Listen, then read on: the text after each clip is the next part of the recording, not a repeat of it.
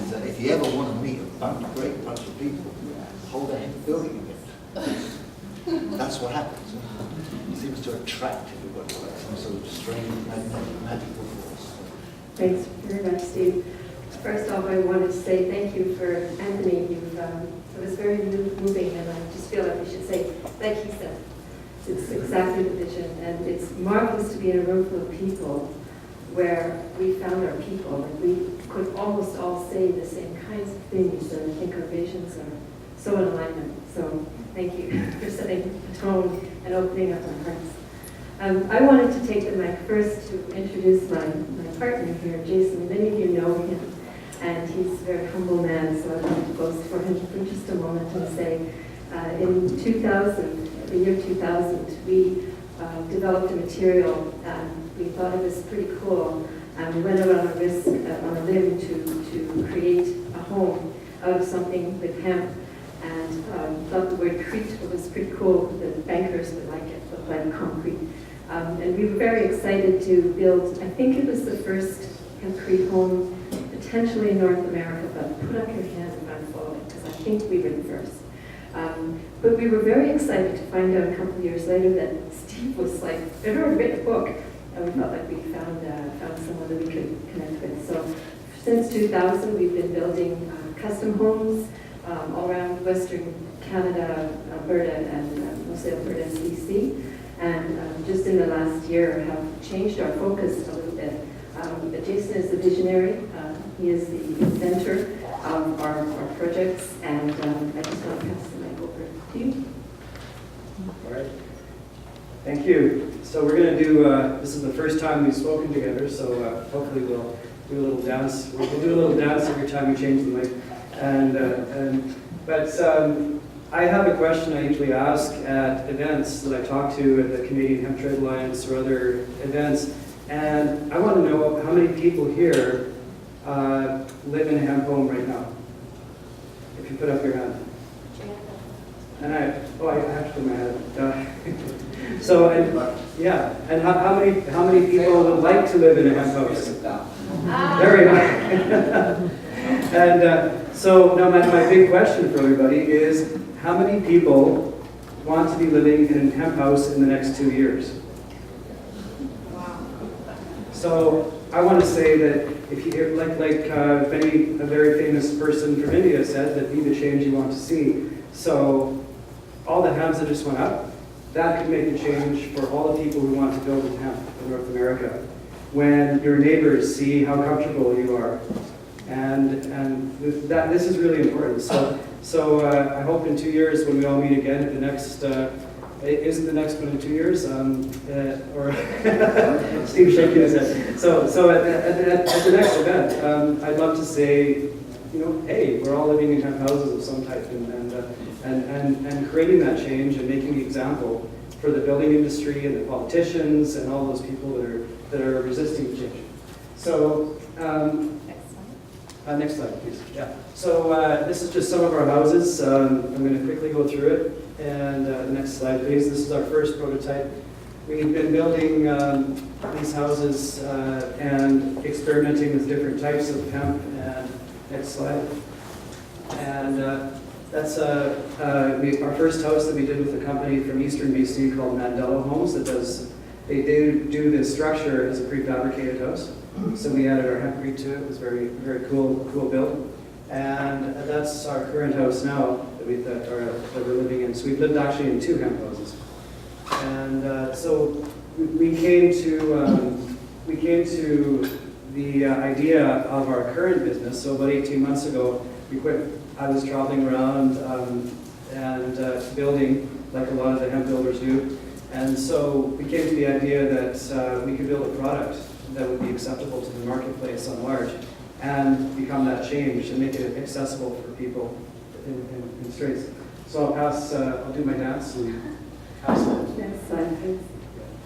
We're going to go over this part very quickly. Everyone here is very familiar with the housing issues. Quite often we have to take people through this process, but I mean, we know what the problems are. We can go to the next slide. There's a shortage in rural communities in particular where we live. We were quite inspired by our neighbors and our municipality to try and create a solution for the fact that we could not get workers to come to our rural community, and it was starting to cause all sorts of social schism and issues within the community. So we won't go through this. We all know what hemp is, so next slide, please. At this point late in the day. So we've come up with a solution, and this is actually an artist's rendering of our prototype, and you can see it's in situ in a larger property, because in our areas you're allowed to build a secondary suite. And so we envision that people aren't looking just to have a house, they want a solution to a housing situation where they may move from time to time. They may not be able to afford land right now, but they can buy the house and park it at mom's house or something like that. So it's a bigger vision of it's not just a house that it's there forever. This is a movable situation. It's also true that small houses are very desirable. The tiny house movement started out being a miraculous idea and an event. When we came to design ours, we thought we couldn't really live in it, that house quite that small. So we moved from tiny to not so tiny to actual cottage. And right now, the opportunity is just very right to build low energy, efficient, right-sized homes. And so that's what we've done, and we'd like to sort of unveil our new product. It's still very fresh, so I think we're ready to share with you guys anyway what it looks like. And I think, next slide, please. And so this is our positioning statement. And by the way, we're not happy about the name, and we have a contest for anyone who has a better name. Just tell us, free t-shirt. We've played around it, but it's not quite right. But this is our positioning statement. Our marketing advice is that we should focus on a small area, and it's clearly in situations where the land is already owned or the land is less expensive than in an urban setting like Vancouver. So we decouple the house from the land purchase, and so we're looking at people who are in those situations. It could be they want to live in a co-housing scenario, they have a laneway or a secondary suite, or they're just starting out and that's the size that they can manage, and they care about reducing their global footprint. So this makes it easy for people who are new to this whole world to have a solution quickly delivered, that's engineered, it's safe, they know what it will cost, it's not going to go over budget and freak everybody out, it's actually ready to go. Next slide, please. I think you should do this step. So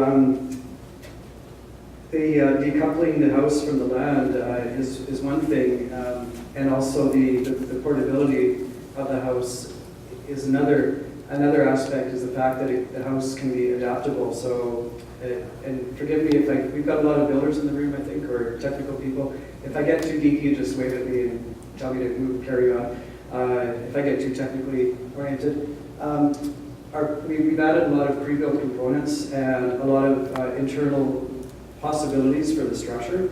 So the house that you see there with the little porch, we've actually added, we've been able to add, and I'll get into this later, we've been able to add another 800 square feet of covered area, or for Hemprete builders, an additional Hemprete additions to the house to increase the size of the structure, but keeping all of the mechanical and plumbing and electrical systems intact. So that's where the expandable comes. The other aspect that we've carefully thought about is a permanent foundation. Typical houses are built on a permanent foundation. The undercarriage of this house is mobile, and it also changes the way that you could fix or not fix that house down. So we had, I don't know if Stephen's still here, we had that wonderful presentation earlier about the earthquake, which is a concern for us in Vancouver. And so we've actually got some really cool engineered solutions to allow this house to basically just slide through the earthquake with no damage at all. We have also options of wheels, not a trailer type wheels, but to be able to move the thing on wheels around the site. And there is the option of the house itself is a story and a half high, but which leads to problems with transport. But we do have the roof can be removable as an option as well. Next slide, please. Next one. It's set, this is our first house again, so the new house will be solar off-grid, and it'll be solar ready to be off-grid. We've had analysis done in this house, and depending on the systems you put in the house, the mechanical systems, they will run between 42 and 80% cheaper than the same size house built conventionally. So Chris Megwood earlier did a great comparison of the real R values of things, I think that was Terry, I'm not sure. I just went off Howard. But we also made sure that our house, even though it was small, that we conformed to all national and probably all municipal codes as well. So the house is fully ready to go. And I already talked about earthquake, and of course we all know Hemprete is very sound resistant. And we do use some rebar. I'd love to be able to talk to Stephen and use some bamboo, switch over to bamboo. But we use rebar in a very unusual way. Next slide, please. The house here, so without the roof, we have a 13'4" height of the walls, right to the bottom of the undercarriage. And but you notice that in the upstairs, it's an 8'6". There's an 8'6" space, 8'3" to 8'6" ceiling height in the upstairs, and the downstairs is 7'8". So you have, even for tall people, you can get a nice full house feeling in there. And next slide. So here's a 3D thing, and I like Kim's former day job is as a tech recruiter for the tech sector, and she's got a very diverse business background. But she lies awake at night doing design and working on graph paper, and so she's had a lot of thought into making this space versatile and workable. And I'll pass it back to her for to walk you through the house. I just love this house. I want to just explain what it's like to walk into it, because we couldn't bring it with us. It was a little big to get over here. So when you walk into the house, you come into double French doors that are beautifully finished with the snakes and the colors that you saw in our samples outside. And because, as you can see here, this is a cathedral type of ceiling, which is quite a big word to use in a small house, but it does feel incredibly spacious. So there's 2 stories high when you walk in with a big chandelier, and then on the one side, above there is a bedroom on either side. So it creates an area where you can have cozy on either side. So on the left, there's the living room, and this has a lower an area where you would sit in front of the fireplace. We actually have a wood-burning fireplace. It's a teeny-weeny little wood stove with teeny little woods that keep it warm. It only requires 7,000 BTUs to heat, so you don't need big logs, you just need a little bit. And then on the right-hand side, that whole piece is a bathroom, the technologies hidden in the cupboards that Jason will talk about. There's a full bathtub. We actually, in all of our houses, we keep the bathing area separate from the toilet area, sort of Japanese style. So that whole wing is the I call it the spa. It's kind of a magnificent word again, and all the woods, everything that is in the house is natural, with a few exceptions of some piping that we have to put in the wall to keep the building inspector happy. But everything else is either hemp-based or stone or a natural material of some sort. Then when you go up the stairs, you'll find these are to code. So this is a regular staircase that you would find in a regular home. So again, our building inspector is very happy about that. And when you reach the upstairs area, there is quite a spacious, open feeling. It's quite spectacular, actually. You think you're going to be hitting your head, or maybe it's not. I could totally live in there myself. I have the yoga studio on the left in my imagination, and the bedroom on the other side. We can put a second bathroom upstairs where this bureau is as well.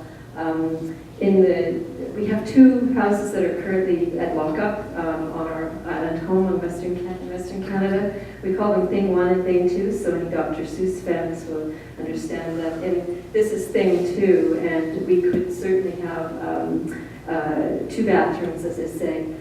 We've also got the option for a compost toilet, which we're quite passionate about that, but not everybody's there, so you can have the regular flush if you like, but we really encourage people to go with the separate toilet. And I think Jason you'll get into that in a moment. So is that everything? Oh, no? Next slide. So here's in one picture I tried to encapsulate. So you've seen pictures of the bargain basement version, and as your family grows, so a young millennial couple moves into the house, and they're all happy, and then they have a couple kids, and the kids get bigger, and they're going, there's teenagers. Who's been there? I don't know. Yeah, love them, but need some space. So the different options are structurally we've included support for various roof systems to come off all four sides if needed, or for your bikes or kayaks or firewood. And then also the version 3 or thing 3, which Dr. Seuss hasn't written about yet, will be attachable. There'll be a duplicate, so you could have basically a double wide within the same house, which is what you see in the picture. So, and it wouldn't be. I'd be missing something if I didn't mention our friend Dion Fabre from Westlock. I think he's back there. So Dion's back there, and about 4 years ago, John invited me up to northern Alberta, and we actually I helped him build the timber frame and the hempcrete on this house here that you see there. So I think it's around a 300 square foot house, but it's very beautiful inside. And feel free to talk to Dion if you have any questions about it. He has a company called 8th Fire Innovations, which is a really great name. And ask him about his fire in his house, which is a really, really good story. So I'm going to dive into a bit of the technology, and I'm going to have my little geeky moment specifically on the actual process of this house, just so we'll touch on all the bases to show it. So it's I call Hemprete is you couldn't really write an idiot book for Hemprete. I was an idiot when I built the first one, and it still turned out. So it's very easy to build with Hemprete, but there are a lot of things you can do to make the process more efficient and make the product turn out in a better way. There's some things back in Ireland when I first at the first hemp event. I saw a fellow named Ralph Carpenter, who was a very famous architect in England, and I think, correct me if I'm wrong, Steve, but I think Ralph built the first hemp house in England. He did, yes. Yeah, and so I remember him speaking there, and for all these years I thought, Ralph said that when they put sensors in his first house, the house performed better than the laboratory tests. And the lived-in hemp house, and so a hemp house is a dynamic living environment. We've heard about that yesterday. And we've lived in 2 hemp houses over the last 20 years and can totally agree with that. It does some weird things. And just I wanted to spend a quick moment on these points, because as hemp builders and people interested in hemp here, I found some unusual things over the years that help. We had some, I've had some tongue and groove wood floor made from local fir. Fir is a hardwood, but it's a soft hardwood. It's very common on the west coast of North America. And it sat in an unheated construction hemp house for about 8 or 9 months.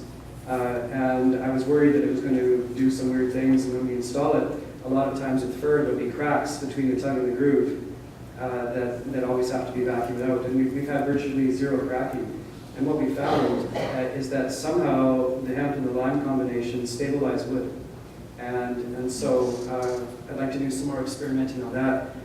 Additionally, all the timbers, we do almost exclusively timber frame, no stud walls. And we've noticed that the timbers that are embedded into the hempcrete have very little expansion and contraction, if any, or twisting. So greenhouse tests, there was some other weird things that touched on yesterday, but I don't know if it's been investigated. A hemp wall when there's sub-zero temperatures outside, the sun hits the hemp wall, the temperature starts dropping in the afternoon, but the interior of the walls is rising for about 2 hours after the sub-zero temperatures are dropping, minus 15, minus 20 degrees Celsius, minus 30. So there's a latency delayed effect within the hemp wall that is really interesting. I'll show you a picture later. We've done some of the first hemp precast Hemprete panels for our new projects. And we tried some out last December when we had snow and 3 months of freezing, which is very unusual. Somebody tell Mr. Trump that there may be climate change after all. But we had the coldest winter on our island ever in history for 3 months, and these panels sat frozen and wet under the snow for 3 months, and we took them out and tried them anyway, and they made a perfect electrical shed for our facility. The outdoor temperature over the summer was about 34 degrees. It reached up 34 degrees Celsius in this gravel pit area. And the inside, as far as I can tell, never rose above 21, 22 degrees. The walls are only 3.5 inches thick.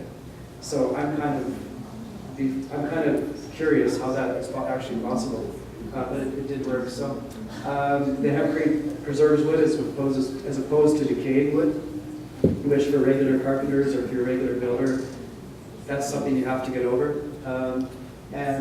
And then bulletproof, and that if you can, we've actually shot a bullet into a hemp brick and it got stuck in the brick. Yeah, you can take a hole saw and cut through it. Next slide.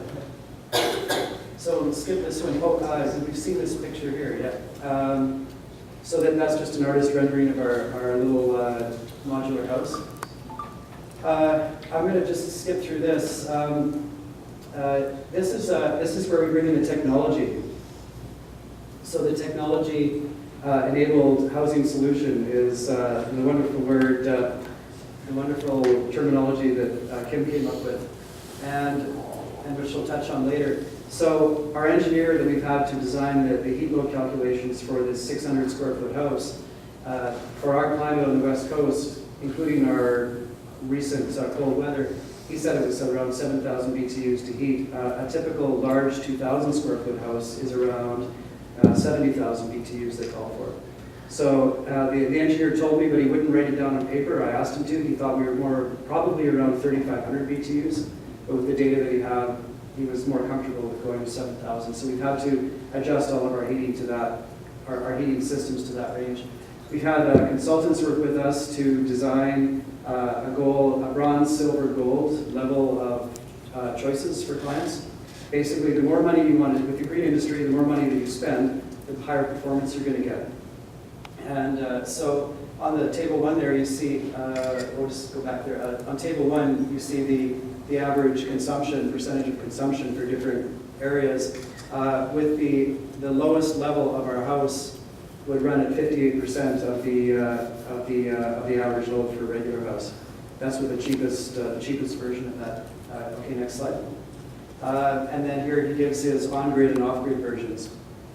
So they've researched all the different things available in North America and come up with various ways to heat the house and heat the domestic hot water. That was in the same unit. And then off-grid, we're not at off-grid yet, but we thought we'd throw it in just for observation. Next slide. Here's the gold version. So we've got a few versions there. And again, so now we're talking off-grid Tesla Powerwalls and we're talking about 13% of the energy use. So playing around with things like that, you can really achieve some good results. Next slide. We've searched for various appliances. We do include there's a lot of debate about wood-fired heaters. The little silver stainless steel one that Kim loves, it's called the Kimberly. And it's also very expensive, which I have to watch what I say. But it's from the States, and it's a double burner with very, very little pollutants given off. The one on the bottom, the little black one, is made in Quebec, actually, called the Grizzly or the Cub. And one of our problems is we couldn't find a fireplace small enough for this house. So, and also we're the same air source heat pump. We're having trouble finding small enough technology that will work in a smaller space. I'm just going to mention this quickly. We have one of our engineers is a septic engineer from British Columbia. Most of us think as the toilet and what goes down the toilet is waste. Well, our engineer is thinking it's a resource. And therefore, that's why we come up with the composting toilet from Sweden. That's an option for these houses. that for soil enrichment and methane production, there's a lot of ways you can use it. So we're encouraging that. This is the Hemprete building details. So there's thing 2. That was about a month ago. I had some technical problems with more recent pictures. So go ahead, next slide. Before I get into the building details, I'm just going to touch on this. But one thing that's been missed a lot is ever since the beginning, we've started using small amounts of fiber in our mix. And I could have a glass of water, please. Behind you. Oh, great, thanks. And so, and for various reasons, I'm preferring it, and of course now all the testing's been done on herd only in different binders. In my opinion, thank you. In my opinion, the fibers are a form of binder. And also, there's some really interesting things we found is that with a fiber reinforced hempcrete, instead of a dead weight, you get more of a suspended wall system because of how you're able to connect the hempcrete to the timbers and the structure, as well as any rebar that's in the wall. So we've done some pretty good things with curved walls and arches, and also increasing the quality of the ability to hold windows and stuff. Yeah, I think that's it. So we have 3 types of undercarriage. We've got on the bottom right, we've got an undercarriage. Those are simplified, but basically an undercarriage with skids. So the building can be pulled, which is the thing 2 is that. There's another version without a skid, so it would be lighter. The building would have to be picked up or set on a dolly and wheeled around. And then the 3rd version is on the left was a wood foundation or a wood undercarriage. So if somebody with a basement in the city might look like that, so they can sit it right directly on a foundation. Just briefly, this is we spend a massive amount of time and resources. We don't think about what's under us or what's going to interact with the hempcrete. This is the metal skid, and we use magnesium board to hold up to seal against rodents and pests. Every aspect, and you also notice the white lime all around. We worked with the engineers at Roxel, and who basically came up with a lime solution where we sprinkled lime all around the Roxel to just further discourage any rodents or mold or anything from growing. And the only other thing I'd say is as a builder, who got a lot of builders? You put up your hands again. I know there's a few of you. So as a builder, you say, well, I always tell people there's windows that leak and windows that leak a lot. So when we have hermetically sealed flooring systems, when we built, we wanted a way for air to passively come in and moisture to get out. So in my opinion, there's no hermetically sealed type of systems, of wall or floor systems. And so we kind of tried to follow along in Hemprete vein by knowing at some point their dishwasher or their washing machine is going to overflow and there's going to be water getting into this cavity. So how do we deal with that? So we went to great lengths to deal with that. And next slide. I have 3 minutes? Okay. And I have 3 minutes. So basically the Hemprete, we pour about 4 cubic feet. No, we pour 8 cubic feet every 6 minutes. And the whole house takes 3 days to pour. And so you can see us up there. We bring the mixers up and pour down. And so we don't like to take a lot of time in the Hemprete. So it shouldn't take weeks. Next slide. Everything is, we shutter like in that system. And next slide. And there's the house built under a tent. And it was pulled out. Next slide. Oh, and there's our panels, our interior wall panels that we're playing around with. Next slide. And our electrical shed. Next slide, please. Next slide. It's very I think of beauty. Well, it actually stood up and held up. So there's the house without the roof on it after we pulled it out, successfully pulled it out of the tent. Next. And our roof package can be removed in 9 pieces and reassembled on site, so removed for transport. Next slide. And inside. Next slide, please. And I think I'm going to pass it back to Kim for the last minute and a half, race to the finish. And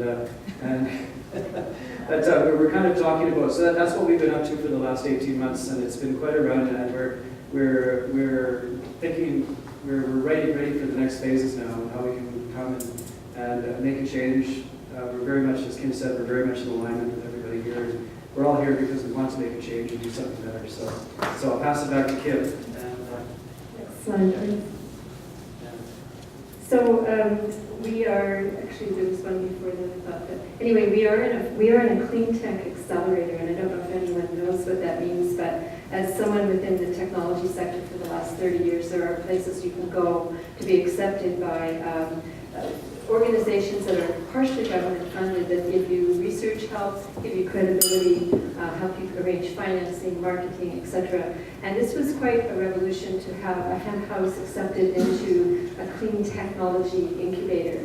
And I think part of it was that they knew me and they felt like I wouldn't get involved in something really wacky. And the part of it was that we have a system, a turnkey solution. It's not just the hemp, but it's the way the walls interact with the hemp. It's the energy source all the way through to the plumbing, the water in, the water out, the whole ecosystem of the house and how it interacts with the environment. They found that very attractive and very appealing. So we've got the benefit of some of the finest minds in the country helping us and trying to see Hemprete now be successful. So it's a pretty marvelous thing. So our research is ongoing, and we're very, very excited about that. Next slide, please.